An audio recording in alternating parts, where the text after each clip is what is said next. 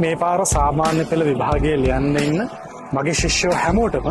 මම ආරාධනා කරනවා අපේ අවසාන දවස නන්දි කඩාල් මෙහෙයුමත් එක්ක ඔයගොල්ලෝ හැමෝම එකතු වෙන්න කියලා. ඉතින් ළමයි අපි මාස ගාණක් තිස්සේ පේපර්ස් වෙලාවට ලියලා ඒවා සාකච්ඡා කරලා ඒවා රෑන්ක් කරලා විෂය නිර්දේශයට අදාළ හැම පාඩමක්ම අපි ආවරණය කරලා ඊට අදාළ පෙළ පොතේ අභ්‍යාස සියල්ලම හදලා 1976 ඉඳලා මේ දක්වා පවතින සියලු පසුගිය විභාග ප්‍රශ්න පාඩමින් පාඩමකට ක්ලාසිෆයි කරපු ඒ පොත හදලා රිවිෂන් කරලා අති විශාල වැඩ ප්‍රමාණයක් කරලා දින 30 ක්‍රියාන්විතයක් කරලා ඊට පස්සේ දින 8 මාවිල්ලාරු ක්‍රියාන්විතයක් කරලා මේ පාර සාමාන්‍ය පෙළ විභාගයේ ලියන්න ඉන්න සිසුන්ගේ මගේ අවසාන ග්‍රෑන්ඩ් ෆයිනල් සෙමිනාර් එක තමයි මේ නන්දි කඩාල් මෙහෙයුම කියලා කියන්නේ. ඉතින් අපි නන්දි කඩාල් මෙහෙයුම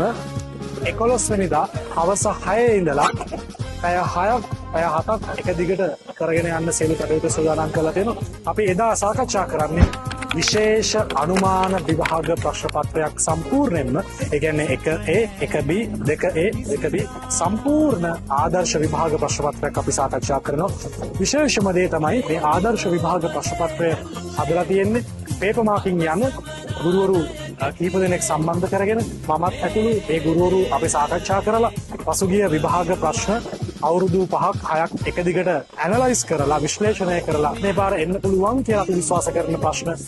අන්තර්ගත කරලා තමයි මේ විභාග ප්‍රශ්න පත්‍රය මේ ග්‍රෑන්ඩ් ෆයිනල් සෙමිනාර් නන්දි කඩාල් සම්මන්ත්‍රණය ඔයගොල්ලෝ වෙනුවෙන් පවත්වන්නේ. එහෙනම් ළමයි මෙච්චර කාලයක් එක දිගට අපි වැඩ කරලා මගේ අවසාන හෝරා කිහිපයත් එක්ක සම්බන්ධ වෙන්න කියලා මම ඔයගොල්ලෝගෙන් හැමෝගෙම බොහොම ආදරෙන් ඉල්ලනවා.